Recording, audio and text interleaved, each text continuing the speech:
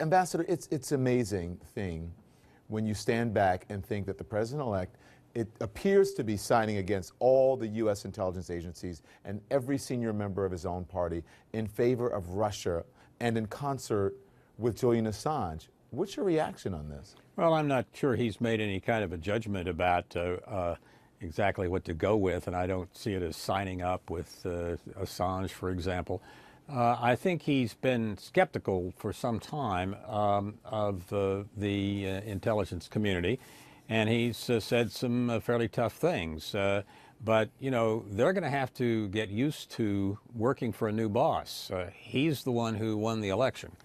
And the intelligence community was, frankly, I think, ready, willing, and able to support Hillary. But they were really stunned and not quite ready to try to figure out how to deal with the winner. And I think it's going to take a little bit of time Do you think for this is a them to partisan work issue together. for intelligence officials? Well, not in a party sense, no. But I do think I've talked to a number of people in the last several weeks, and I do think there was there were a lot more people in the intelligence business who were ready to work for their Hillary Clinton. So do you think that they would give Donald Trump or Hillary Clinton different intelligence based upon one being a Democrat and one being a Republican? No, I don't think they give different intelligence, but what I do think is happening is that there's been a lot of negative statements coming out of the intelligence community, which basically says we would prefer to work for Hillary Clinton rather than for Donald Trump, but they don't get to decide. With all due respect, Ambassador, do you think the intelligence is wrong? Which intelligence? The intelligence that said Russia interfered with the election or hacked the election. Well, I think certainly there has been some vigorous Russian activity. I think there's no doubt about that.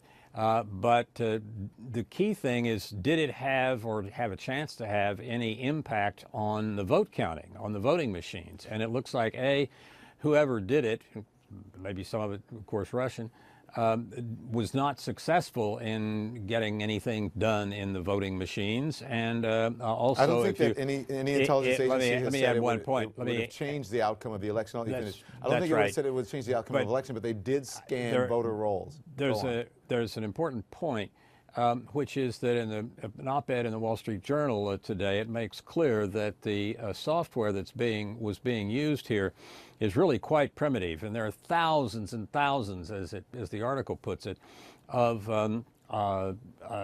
networks that have been hacked to some extent by this software. Mm-hmm. So you're not in a world in which it looks like any of this has had any impact on who won the election, which is good.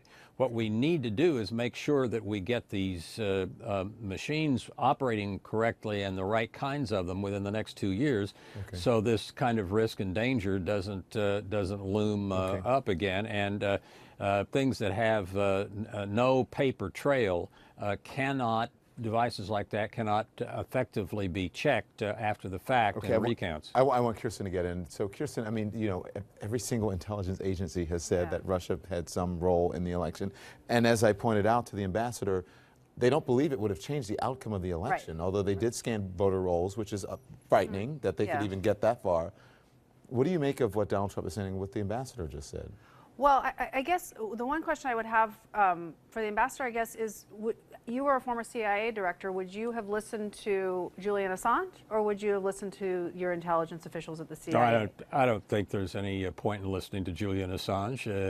He's quite a ne'er-do-well, I think. So would you then you wouldn't do what Donald Trump is doing then? You would listen to the CIA analysts over Julian Assange? Well, I don't think I have to pick only the CIA analysts. There are lots of people I would listen to with respect to something like this. One, I just mentioned the fellow at AEI who's the author of the op-ed in the Wall Street Journal today. That's a very important insight on his part, and he's neither is he Julian Assange, nor is he somebody who works for the CIA. But you would listen to you'd listen to somebody from AEI over the CIA analysts? I would listen to someone who is, I think, making a cogent point and doing it with good evidence. I don't start from the proposition of I'll listen to X because I like him Then you have or 16 or don't like him. 17 intelligence Yeah. agencies that are basically So, doing I, what so you're here's the saying. thing. I think that, look, Well, I think it's not let's really. let's not forget, this isn't just about that's- Russia. This is also about Yeah. the DNC. This is also about Podesta as well. And there's evidence for I, all of I it. don't. I actually don't think there's a problem with what Donald Trump is saying about some of the politicization of intelligence. I think the question is, where is he getting this alternate theory, right? So if you're going to say that the analysts aren't giving you good information, and you're coming up with this other stream of information and making these Present accusations, the counter argument. And where is it the coming evidence. from? Who's giving it to you? That's what I don't He has said understand. he knows more. But and he's from going whom? to present more within the next day or so. But who is he getting this information from, even theoretically? I don't understand.